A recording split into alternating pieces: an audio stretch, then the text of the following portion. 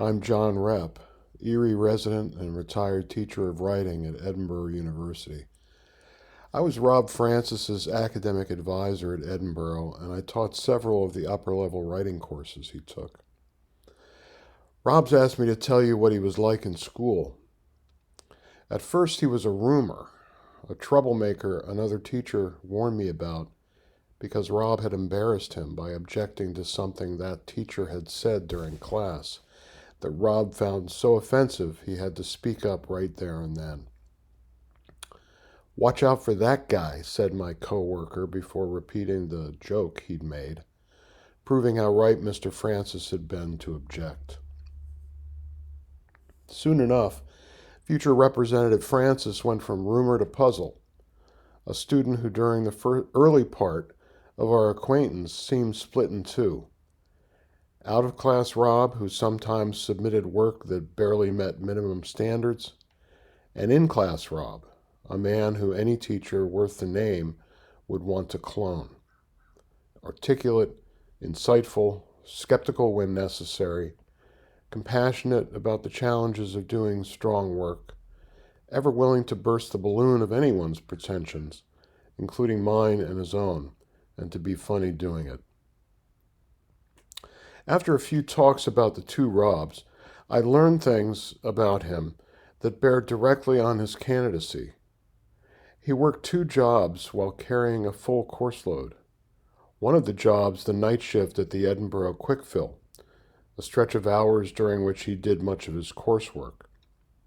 Interrupted, I'm sure, by loud post-bar visits from many of his fellow students.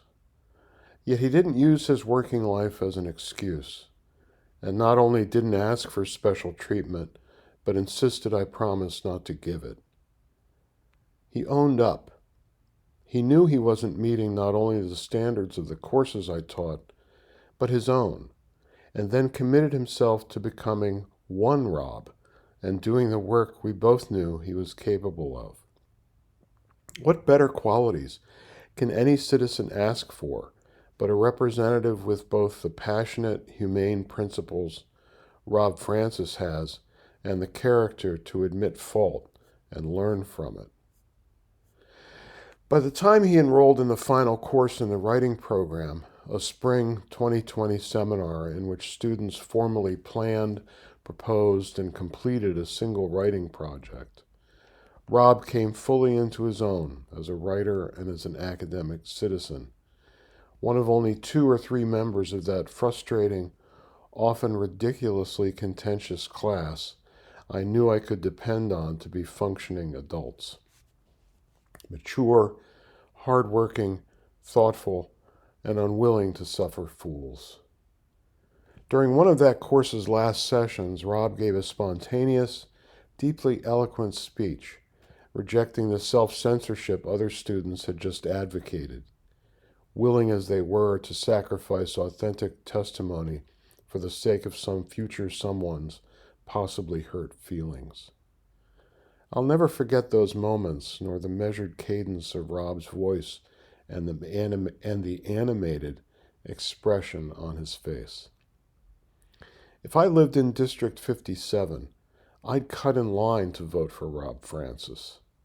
His principled advocacy for justice, physical, economic, and social well-being, and compassion for everyone, no matter background or present status, will always be needed, but desperately so now, when simple decency seems too heavy a lift for so many.